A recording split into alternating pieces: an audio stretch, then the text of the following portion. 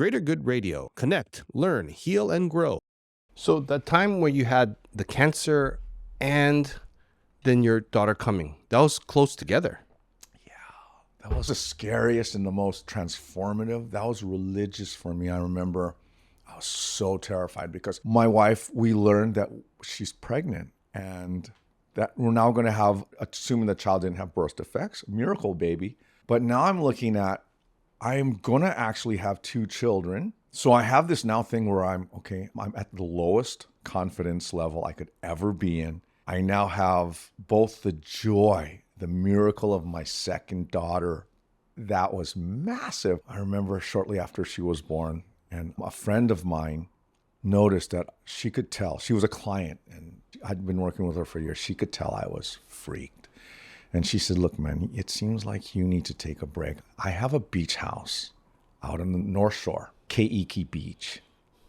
Here's the keys. I want you to take your young family out there, take your dogs, and just go this weekend. You have to go. And I'm like, really? She said, yeah. So I went. She sent me there, and 2 things happened. I was out there with my older daughter, Barry. She's now 20, but she was only 9 when my second one was born.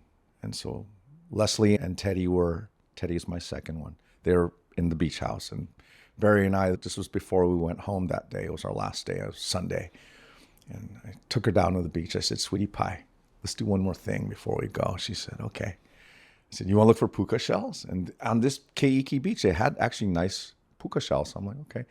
And so we're down in the sand. And the whole trip, I was worried. The whole trip, my heart was so heavy with how am I going to make a living?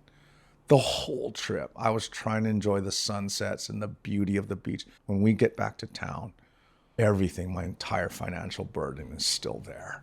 And I just had a knot in my stomach. And then Barry, she said, Daddy, is there any such thing as a purple puka shell? I said, no, sweetie, but you want to look for one? She's all, yeah. I said, okay. So now we're looking for literally like a unicorn. Have you heard of a purple puka shell?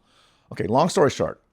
Moments after she asked me that, or it seemed like very soon after, out of all the stuff that was in the sand in front of me, it's like one of those divine, like in the movie, you see this, oh, there's even music, this thing. And I reached down and I grabbed it. Not only was it the biggest puka shell by far, it was almost the size of a dime, perfectly round, with a puka in it, and no sand in the puka. But Evan, I'm not shitting you. There was a ring, just a ring on this puka shell that looked black. For some reason, when I held it up, something said, hold this up. When I held that up to the light came through that ring and it was purple.